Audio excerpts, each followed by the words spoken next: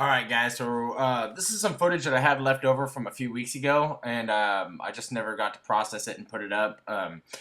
The bass at this pond were right in the middle of the spawn. They still are, but they're kind of moving back out into deeper water now. They're not kind of in the middle of it like they were in this video. And so what I'm doing here, there's this buck bass. He's nothing really special, but it's kind of fun because everybody knows that these bedding bass, they can be really aggressive, but when they're up shallow and really clear water like this, they tend not to bite anything. They get to be real skittish because they can see you really well. And I've been fighting with this fish for probably 20 or 25 minutes, just doing different things. He wouldn't bite certain things, and then I finally kind of keyed in onto what he wanted and what he would bite. So and then when I finally keyed in on it, it took several tries. So that's kind of what's going on here.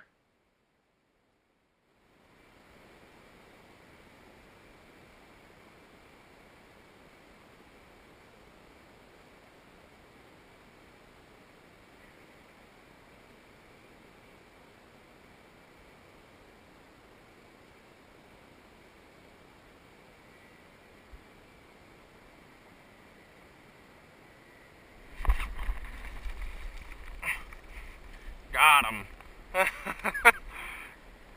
Good grief, man. It took forever. Oh, look at he just came off.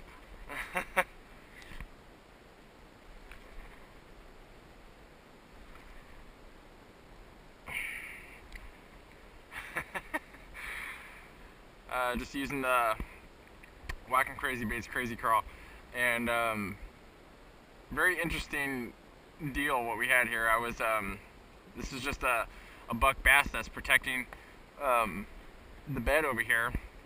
And I'm gonna get him back in the water and then I'll explain it to you just so you can get back to work. But he has been patrolling this area, just kind of going all through here, just making just big figure eights and going right through here. And I started throwing a big 11-inch worm. I was throwing this worm, and he was biting it, but he was only biting the tail. But he would only take a nip at it. And then so what I did is I put some scent on it, some smelly jelly, and as soon as he bit it, he chomped down on it and tried to take it, back into deeper water. But he was still only getting the tail, so I couldn't set the hook.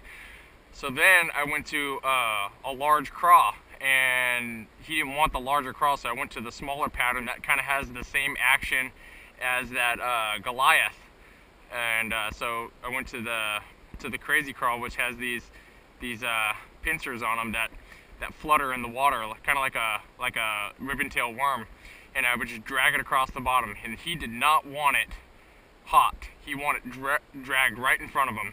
And as you can see, this has a real small profile. And I did the same thing to this one. I put some smelly jelly on this, and when he bit it like 3 times, and on the 3rd time I finally got him. So cool fish, kind of a cool tactic. Nothing special about the fish, but it's kind of just the whole idea behind how you're catching them, which is kind of cool. So I'm gonna see if I can get another one. I'm gonna move down. They're all just spawning right along this bank here, so I'm gonna keep moving down.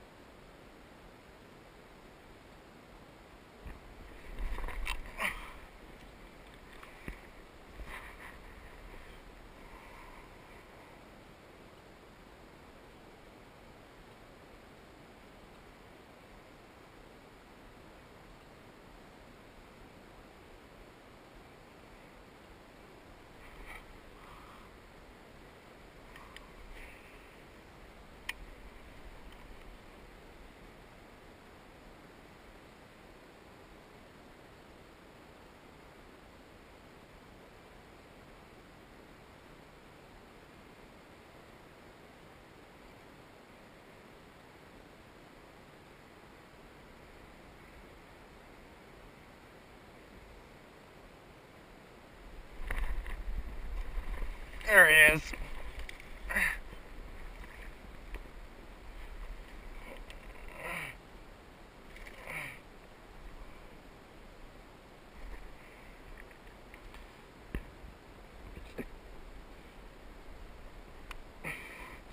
Just the same tactic.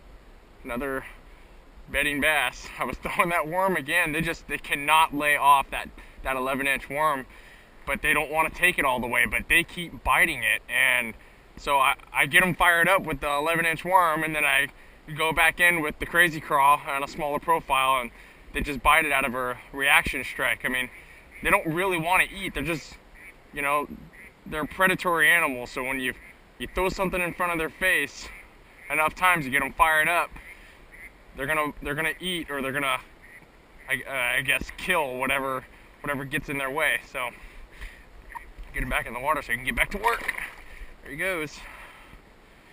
And he's gonna go right back over there.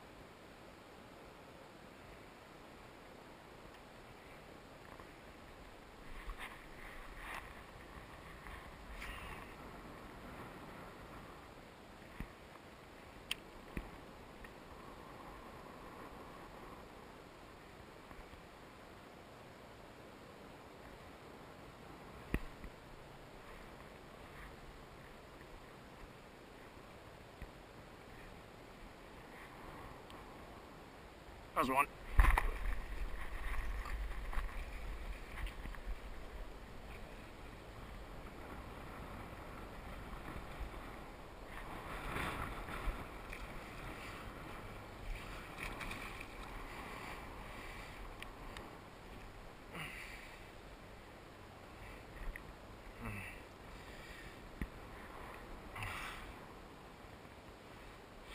Just using that shaky head.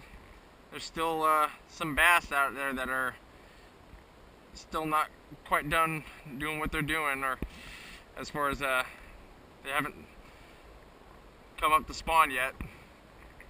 And just throwing that shaky head out there. This is a Wackem Crazy Bait stinger tail. It's a floating style worm. You put it on that shaky head, you move it out there, and just kind of shake it around, and then hop it up off the bottom. I'm using the Powell 722.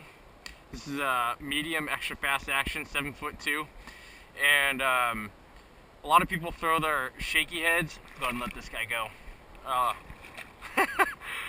A lot of guys throw their shaky heads on spinning rigs, and you guys can remember me. I had that crucial spinning setup for a long time, and I decided to go to a casting setup for a couple different reasons. Number one, I like the power of the rod. I still like the tip of that spinning setup, which is why I'm using this light bait casting rig. But the idea here is that you guys can remember when I was out at Shasta Lake, I was throwing a shaky head, and the problem that I have is I like to let that thing fall on a slack line, not on slack line, but on a free spool. And I can gauge it with the bait casting rig a lot easier. So it's just personal preference. It's pretty much the same type of rod, just in a bait casting version. So and this is in black. So just throwing it out there, kind of trying to match the hatch a little bit. It's a little, as you can see, it's a little windy. We're getting a little darker here, so I'm just throwing this dark color, and he came up and got it. So, see if we can get another one.